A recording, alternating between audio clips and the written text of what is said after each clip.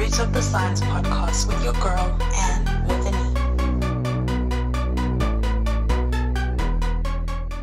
Hello, everyone, and welcome to another episode of the Root of the Science podcast with your girl, Anne with an E. A special reminder, as always, that if you want to start your own podcast, there's a link in the show notes that will direct you to the Buzzsprout site that I currently use and I continuously plug. So definitely check that out because you can also support this show. My guest today is Aviwe Matiwane from Eastern Cape in South Africa.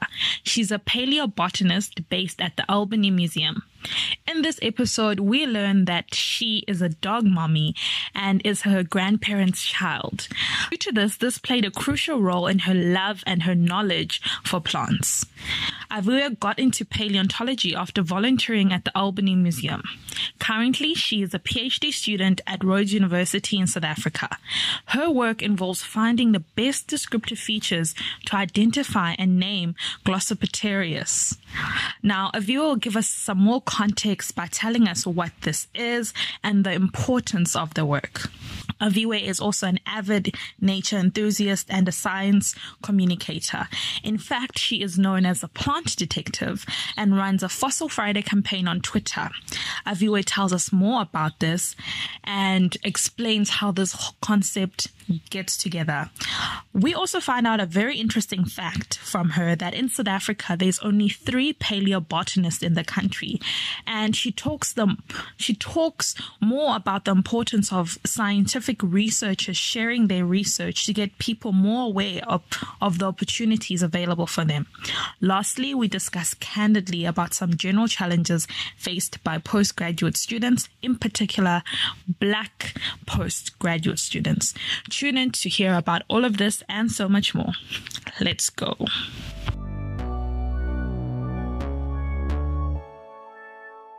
Hi, Aviwe. Welcome to the show. Hi, Anne. How are you doing? I'm good. I am so excited to have you here. We have forced to be here. It's been rough.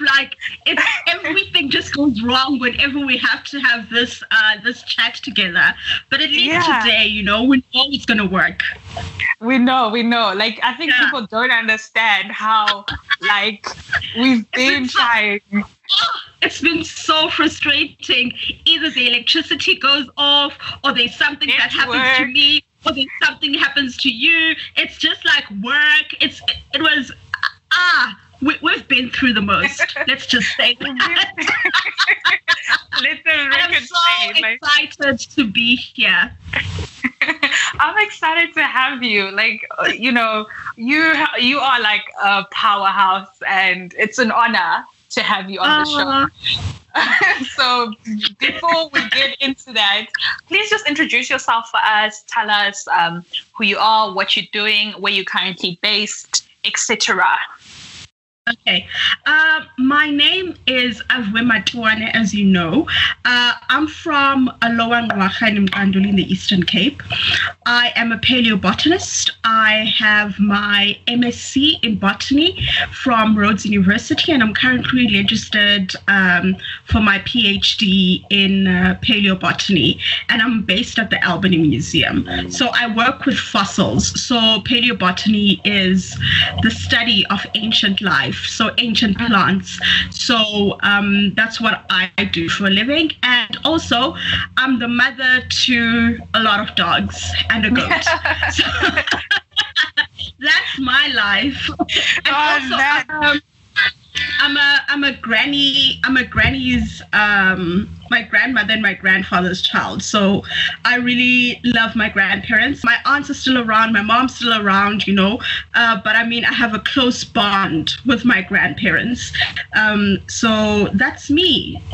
Oh man, that's so lovely. And it's beautiful that you have that beautiful relationship with your grandparents. I know with some people, due to locations or, like you said, some of the grandparents passing away, that they don't share that relationship. And I know, there's a special power in that relationship with your grandparents. It's something special. So I love that you have that.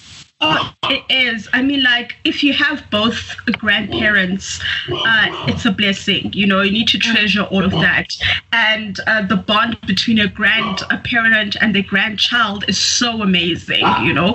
So I've been blessed to actually have the best relationship with both of my grandparents. And so they've taught me a lot. And they've also molded me to be the person that I am today.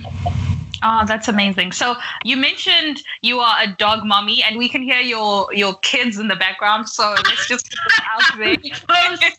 I'm really sorry about this. How many dogs do you have? Please just tell us, because I'm scared I'll say the wrong number, because I don't know if I can keep up. But I know you have a lot of dogs. I don't want the number. I can't say out loud. I don't want to be judged by people, but basically I have a lot of dogs, and say about I've got 10 plus dogs, okay? Wow. And out of all those dogs, I would say 10 are rescues, and that I rescued, and then three of the other dogs were actually adopted by my dog. My dog came with. So I thought, oh, you know what? It's okay. The dogs will probably find the way home. It's okay. Well, they stayed. It's and the thing is, I didn't steal the dogs, you know. All I did was I literally went around the village asking, has anyone lost dogs? And no one, you know, responded. So I don't know where Bobby got the dogs from. So, and they were wonderful companions until he passed 2 years ago as well. And he was my grandmother's favorite dog. Oh, man, that's so beautiful. That's a wonderful, wonderful story. And so it seems like the central themes are your dogs and your grandparents. But just to bring it, yes, just to bring it back to your work. How did Aviwe get into science? Like, what were some of those influences that actually got you into this? I want to say science as a whole, and then specifically because I don't think a lot of people even know that paleobotany is a field of study. So how did you actually end up there? You know, I always tell the same story over and over. And I've been thinking about the story that I always tell. And I find that there are a bit of loopholes to the story. So the story goes as when I was young, my grandfather used to take me on walks to the forest. And he'd teach me all these medicinal plants growing up. So I'd know what plants are used for and stuff, but I didn't know that there was actually a field called botany, or I could study plants in university. And what happened was when I got to for my honors, I wanted to do systematics. I remember I applied for systematics, and my then supervisor contacted me, and he gave me a bursary and said I should come to his lab. So I ended up actually doing a project in forest biodiversity, and I also carried on with the project until I did my master's. And then for my PhD, I did paleobotany. But in order for me to get to paleobotany, I was volunteering at the Albany Museum, and I met Dr. Rose Previck. She introduced me to fossils and plant fossils, and I got hooked from there. So that's the story. But I always somehow forget to mention some of the core details, you know, about how I actually got fascinated by science at a very young age. As much as I was exposed to plants and everything, I could see the healing power of plants through the things my my aunt used to do to help people, because she's a sangoma. So there was also this mythical and medicinal side that I was in practice, you know, that I was really fascinated with. And also coming from a rural village, you know, you always hear about people, witchcraft, you know, things that are not explainable, you know, occurring. And so that actually got me thinking and asking questions, you know. And I remember, I mean, I never mention my time when I was in Queenstown in high school. I'm always like skipping the story, but this is also very important because when I was doing my high school in Queenstown Girls High, I remember like I stayed in an area. My mom has a house in Queenstown called, in an area called Guatemba Esbelin. So I used to stay in the last street of the neighborhood, and the last street had a thicket across the road. So I used to play there, and I used to go on adventures into the thicket, you know, looking for plants, asking myself why it looks like this, and in other areas it looks so different, you know. So that had some decisions in me actually entering the science field. And also, I mean, one of the stories that I don't tell is how in high school, I mean, I was a merit student. I used to receive awards for my grades and stuff. I was one of the top students. But I mean, things changed in high school when I reached matric, because I was sick and I struggled with a whole lot of things. I was in hospital for most of the year, and so my grades actually dropped. And I remember one of my high school teachers telling me that science is not for me. You know, I'd never make it in science. I should consider another career. This was not my science teacher. It was another teacher. I won't name the teacher, but it was one of my teachers in my school. And also what I found was, even though there was a career guidance, if you could not pay to see like the psychologist or to see the counseling guides, then you didn't know what it is that you want to do in university. And unfortunately, my mom had the means to put me through the school, but she didn't have the means to make everything accessible for me, you know, in the terms of career guidance. So it was mostly like most of the white kids would get to know what their strengths were, what they do in varsity, you know, all those extra things I didn't get. But I think I didn't lose out that much, because I mean, I'm here now and I found my passion. Yeah, you're here now, indeed. And I mean, let's just take it back to that teacher who said that you don't belong in science, like whoever that is. I'm sure now you can be like, look at me now, eh? Stick it. Actually, I wanted to stick it and say, hey, look at me now, you know. And so I never ever thought, I think that is one of the things that, as much as it affected me, because I struggled in the first 2 years in undergrad, you know, I struggled so much. And because I didn't have the confidence in myself, because I had been told that I wouldn't make it in what I wanted to do. So, and it hurt. I mean, I wanted to become a scientist, but at the same time, I wanted to become a veterinary scientist, like, you know, and because of my love for animals. But being a vet didn't work, because I'm a crybaby, you know, and I don't like emotionally invested and all of that stuff. So what's the point? I wouldn't. I think I'd be the best doctor, but at the same time, I would not be the right doctor for emotional support of patients, because I would be the one that needs the support, you know, afterwards. So I knew then that no, it's not going to work because so that's when I decided that, you know what, I think the plant option is much better for me. Indeed. And it's great that you found your love in plants and you are thriving. So, currently you are pursuing your PhD. So you're at Rhodes University, and your work involves finding the best descriptive features to identify and name. Oh, this one, the word is Glossopteris. Yes. Yeah. So, tell us about this, especially about that word.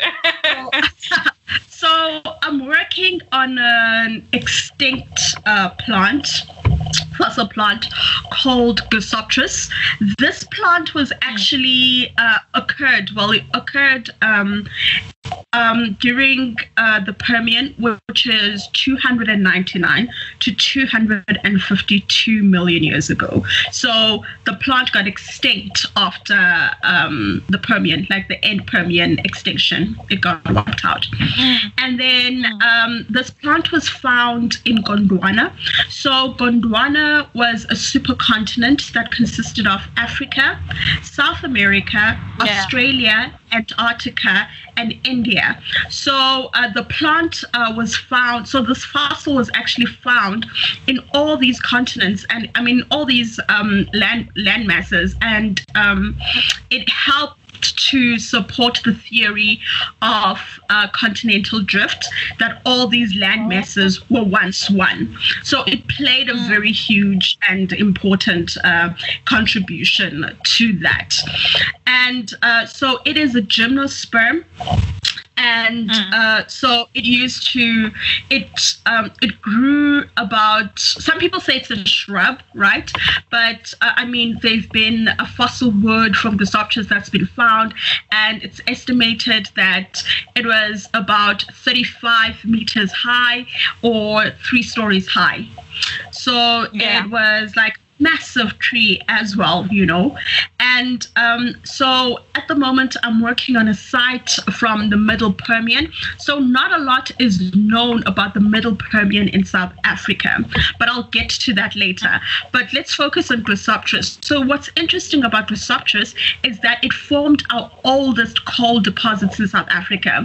So these plants are really important in our economy, and they actually supply our electricity. So just because they're not here anymore, they still have a huge impact that we see today and a huge contribution to our daily lives. So that's about the plant. So, but Glossopteris means a tongue-shaped fern, but it's in Greek. But it's not a fern; it's a gymnosperm. So those are some of the things that I think are interesting about Glossopteris that I have mentioned so far. Yeah, that's very interesting. Just for the people who aren't in plant sciences, explain what a gymnosperm is versus an angiosperm, because you keep on saying that it's a gymnosperm. So what does that mean to the other people? So this is the time, the Permian is the time before there were dinosaurs, okay? And so before dinosaurs walked the earth. And gymnosperms are different from angiosperms. The simplest way I can say is gymnosperms are not flowering plants. So the flowers that you see on most trees are, on most plants are angiosperms, whereas gymnosperms did not have flowers. Yo, Aviwe, you just took me back to biology in first year. When I needed to know all of these things, or even in my undergrad classes, when these are the things that you needed to know in in plant science courses. So it's pretty exciting that for you it gets applied later on. And also, I just wanted to touch on what you said, that, for people who say, why study the things why are you so focused on this plant, Aviwe? it happened so many years ago. But I like how you said that even though it happened all those years ago, even before the dinosaurs, it's still important now because, like you said, for the coal deposits. And in South Africa, where we have load shedding, for those who don't know what that is when we have timed electricity cuts here in South Africa. Which was also part of the reason why we couldn't actually have a chat.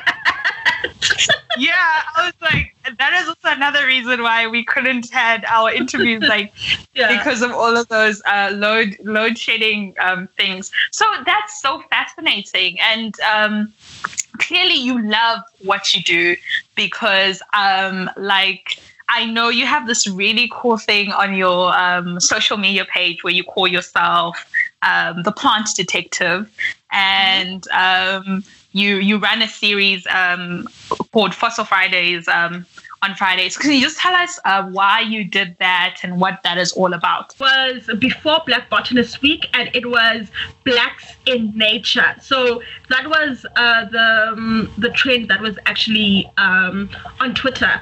So what I did was I introduced myself as in Black in Nature, and so I was trying to find a word to describe what it is that I do, and with the taxonomy background. So it just came to me. I just said, oh, okay, then I'm a plant detective, So that was one of my posts, which went crazy.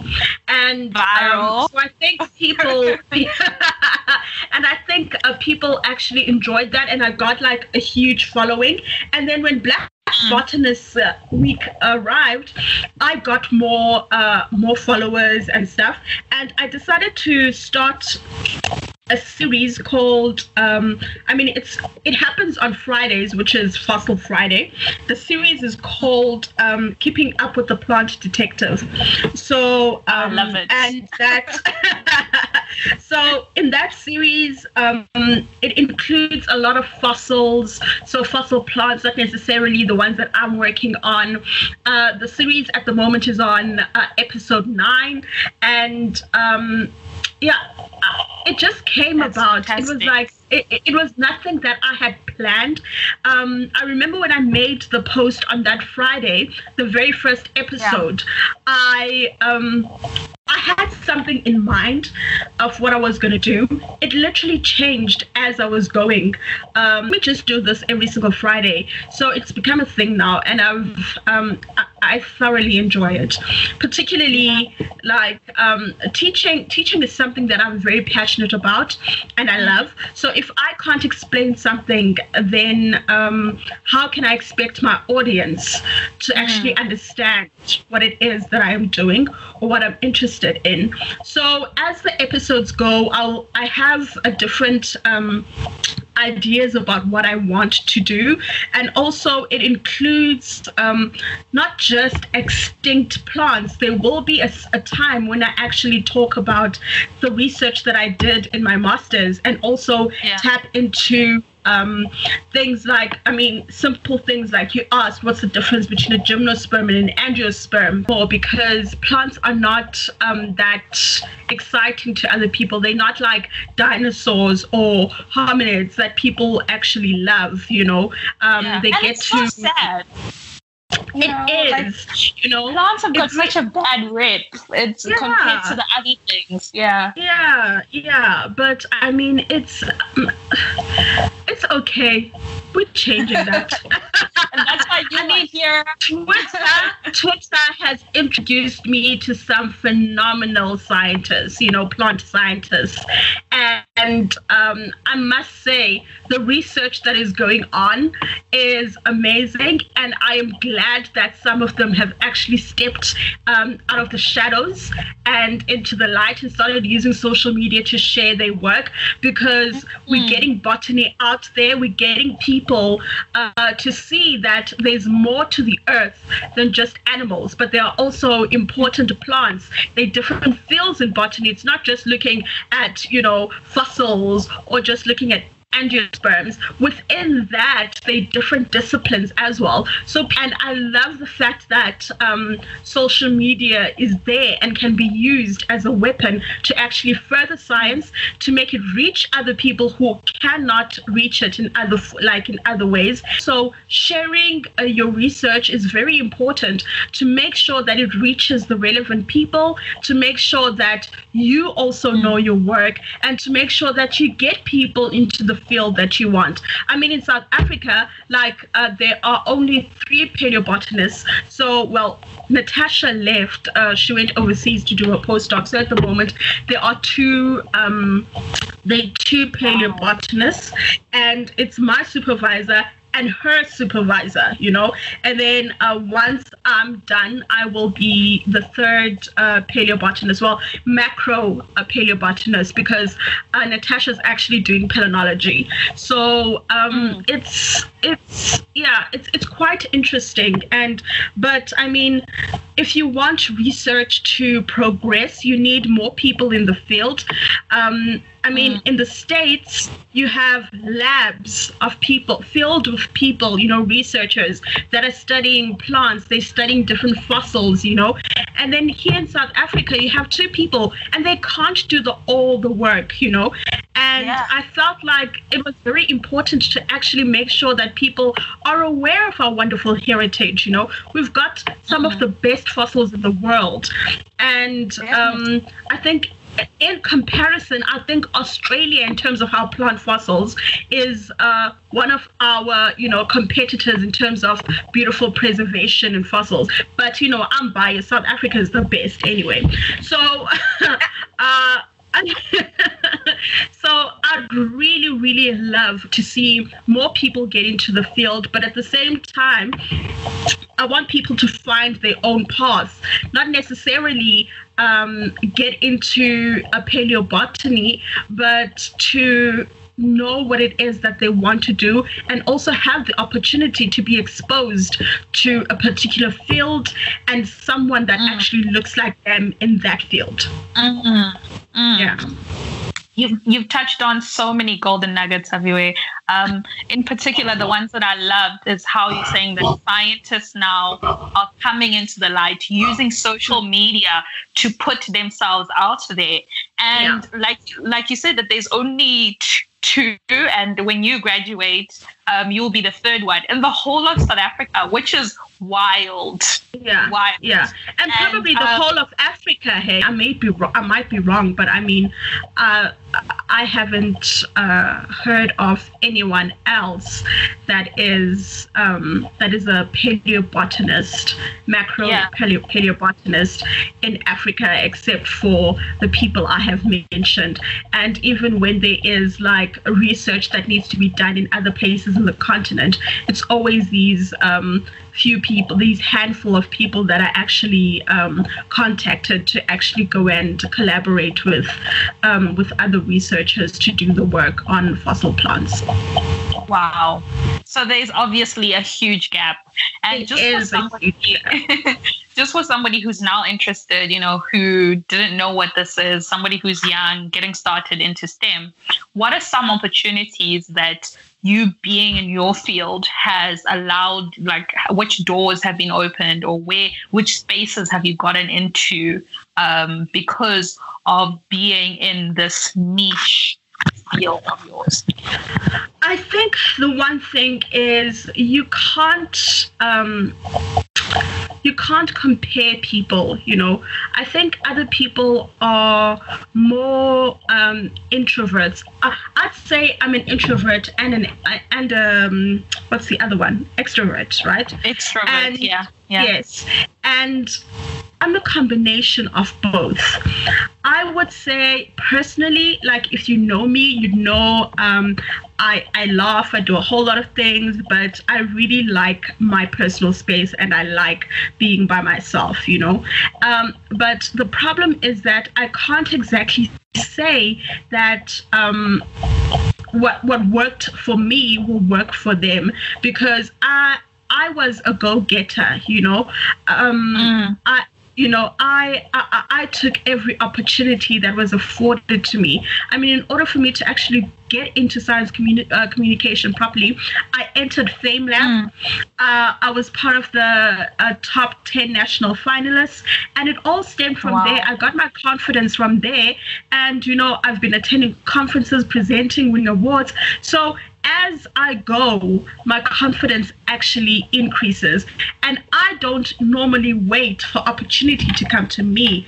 I find opportunity, I find ways to actually put myself out there. So in terms of funding in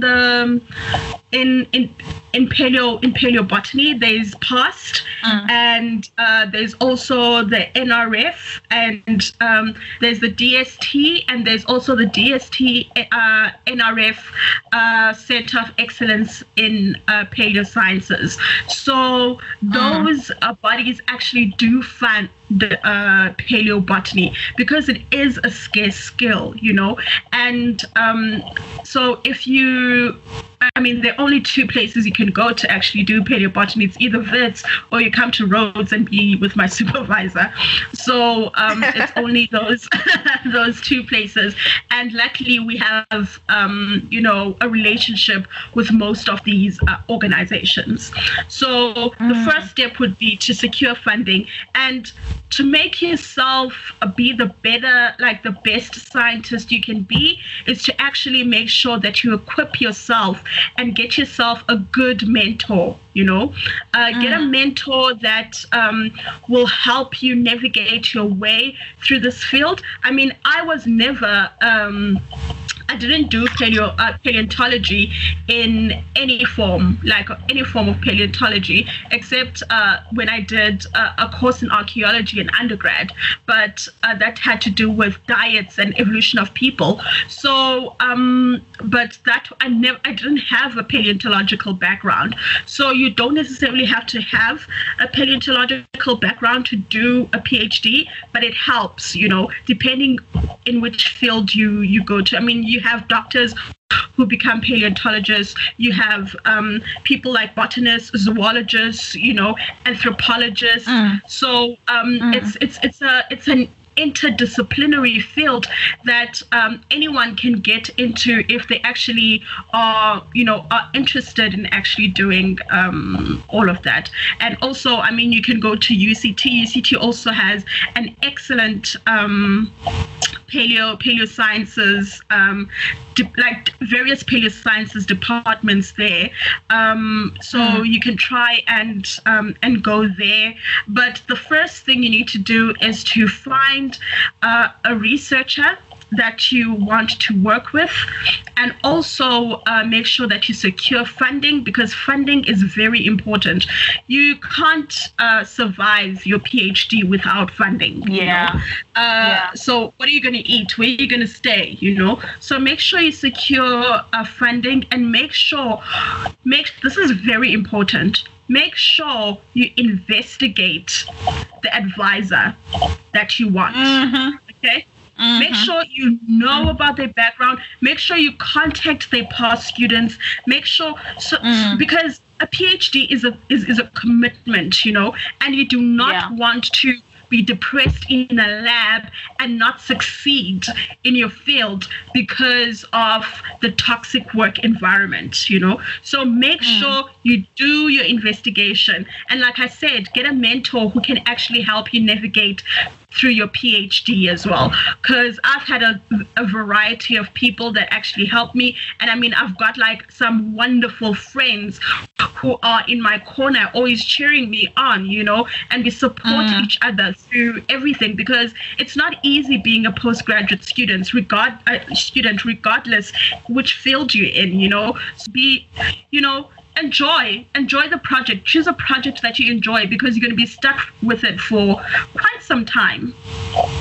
Yeah, that's true. You've said so many, so much good advice, especially about the mentor. That is very important. Even for me, I think even before your project, the person who's going to help you in that project is way more important. And of course, Yeah. funding is important if you can get it. However you get it, that is also very important. And yeah, reaching out. I think that's also another thing that we don't, which I'm loving that this conversation is being openly discussed nowadays, that post-grad is not easy breezy beautiful. It's not. Like you go through so much. So I'm so glad that we get to have open discussions and you can relate, you can talk to your friends, and even the ones who look like, oh my word, she's doing so great, she's being featured here. Meanwhile, this person is also going through some things. So it's so good that we are able to have these conversations. And I love it when my guests bring this up, because this should be a reoccurring message. Because I hate to say it, but I think there's something wrong with the academic system as a whole in terms of how they look after the postgraduate student mentality. So it is. I'm yet to speak to a person who said that they went through postgrad and it was nice. I'm not saying it should be nice, but it's just too many horror stories, and horror stories that have been, that you weren't even able to recognize that they were horror stories, because the type of environment has been so normalized, like it's all right. So it's good that we have these conversations. Like, these are the things, as you're coming, the next generation of researchers, they should know about this. And we, as the people who are ahead, should be like, hey, I'm struggling too. You will struggle. It's okay. You can talk to me. So I really love that you touched on all of those things. But also, what I think is very important is the fact that we also need to understand that sometimes it's, I don't know how to put this. Let me just say that we as Black students, particularly Black students or students of color, are at risk when it comes to postgraduate, studies and stuff, because one of the things is we always get into projects that are already there, not necessarily that we are interested in that project, but because of situations and you want to further your study, you decide, okay, I will take I'll take up this project, in this lab. I'm being offered this, I should be grateful. This should, you have that mentality. But when you get there, there's no support. You're left on your own. You don't know how to navigate things, So I think as much as it's hard to just sit and wait for the right project, or just or search for someone who has the same interests as you, you might not know, but we tend to come with the first offer that comes around, and sometimes the money that's attached to the PhD or the postgraduate BSc is a huge draw, particularly when you come from an underprivileged background.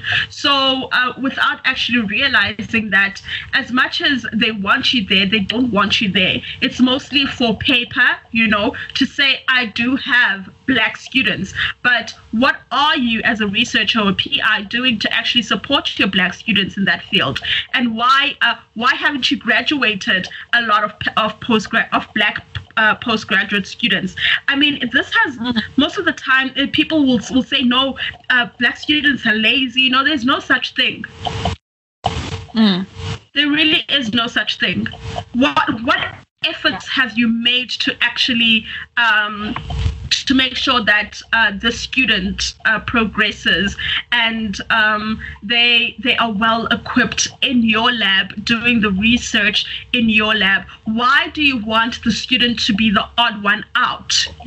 So sometimes these institutions need to take responsibility for the way they treat Black students in postgrad, because most of the time we are getting into institutions that are historically white, and there haven't been a lot of Black people, in those institutions, in those labs, in different posts, So you still have to struggle with discrimination, and you have a lab dynamics with students who do not see that you have potential, So you have to work a lot. As much as you're facing a whole lot of things that come with being a postgrad, you still have to face other things that you have no control over. And the moment you speak up about it, it's like you're a troublemaker and stuff. But all you're asking is for you to be treated the same. And how is that a bad thing? And how is that like I don't understand why a lot of institutions do not address this issue, because it affects a lot of students. It affects them so much, particularly Black students. And then you see them dropping out, and you see a student dropping out, not necessarily that they don't have the potential, but no, they've been left on their own. There's no supervision. They've just been given the bursary money. Here's a project, and obviously as a postgrad, you still have to have that independence of doing the research by yourself. But you still need the guidance of your PI. Some people, your supervisor or your advisor, whatever you call them, but it really is difficult. You can't be facing financial problems and mental problems, emotional problems, and then you still have to worry about a whole lot of things in the dynamics in your lab of whether you are actually accepted or not. It's just not fair, it's not. Yeah. It's not. And like I said, there's a systematic issue, and we can discuss this. It's like you said, in particular with students of color. And it's a long fight that it's unfortunate that we have to continue fighting it. Yeah. And so many of us, like I actually had a conversation with a friend who was saying that, they didn't do the PhD because, not saying that they didn't want to do a PhD, but it wasn't, it was more of a matter of circumstance that, hey, there's money here. Yeah. Hey, I need to do something because I have a family to support. Exactly. The job and I can't sit at home as well. I can't sit at home. And then all of these, like you said, all of these emotional things. But there's something that needs, I don't know what needs to be done, but maybe if you just continue speaking about it, eventually some way, somehow, these things will be rectified. And I'm very grateful that you actually brought that up, because so many people face that, so many people understand it, and it's difficult. But it's also difficult for the students themselves to actually say something, particularly when they are in that situation. You get the few oddballs like your Aviwe and your Anns and your your Kims and Normas and Celindos, who are loud, and who talk about discrimination in the workplace, discrimination in postgrad, But it's sometimes when you do something like that, it's like I said, it seems like you're a stirrer, but it's really not about stirring. It's about saying, hey, stop being racist, Hey, simple. Look at yourselves, We want to be treated like human beings without being told to be thankful or grateful for the funding, This was not like... I felt that sigh. And just for the purpose of time, we have to wrap this up. But I really enjoyed this conversation with you. And thank you so much, Anne, for having me. I really enjoyed it. I mean, we didn't talk too much about my work because I blab a lot and I giggle a lot, but I'm really grateful that you actually had me on your for this interview, and I had a lot of fun, and thank goodness it actually happened eventually. Yeah, I mean, this is what they try to shut down, and here it is in its beauty. And also, you're doing some really good work. I'd also like to commend you on the work that you're doing, exposing scientists, to on social media, what work they do. I mean, your interviews have been phenomenal and interesting. So please keep up the good work. And I enjoy every episode you post. Oh, thank you so much. I'm so glad that you're part of this now. You're part of the collection. You're part of the collection of scientists. And once again, to everybody else who's listening today, thank you so much for taking the time, for tuning into another episode of the Root of the Science podcast with your girl and with an E. Goodbye.